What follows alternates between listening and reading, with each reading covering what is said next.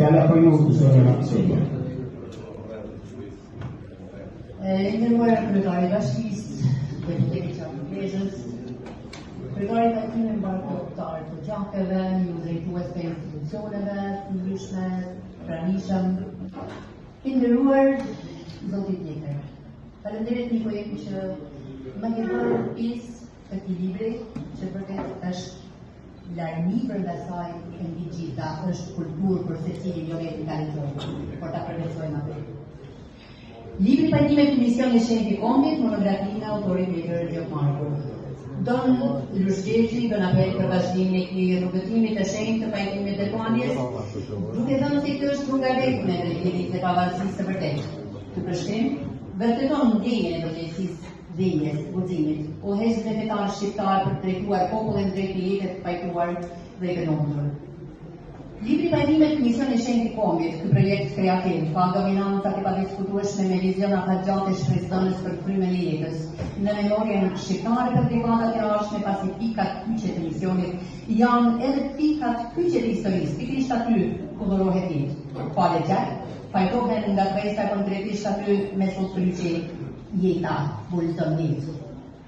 Kjo monografi vjen si relikt e shpirtit kombëtar, që dritën janë ndriçon atyre burrave vogmeshave, atyre njerëzve që madhështinë e tyre kanë epokë, duke zbuluar virtyte të larta të një populli i shumëvojtur ndër gremina shekuj. Ndjek nga si që kam në dorë këtë libër, e kam e më shumë besuar mua analizë e tij. E të pitet për brezat dhe ndikimi i tyre për ndërtimin e shoqërisë në kohë të vështira, ndodh se padyshim që shumë mendime burrohen nxirret esencë, e kjo nuk duhet të na shkalohet.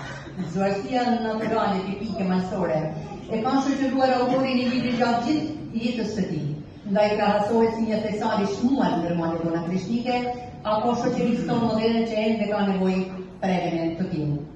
Jetojmë në një univers për të cilës gjendet gjithësia, por kemi fatin dhe jemi të zgjedhur e Perëndisë, jemi falënderues për vlerën e lartë që na dhuroi, siç është komunikimi, ndaj duhet shfrytzuar në shërbim të ndërtimit të shoqërisë me bazë demokratizimin e lëvimit në paqe të njerëzit.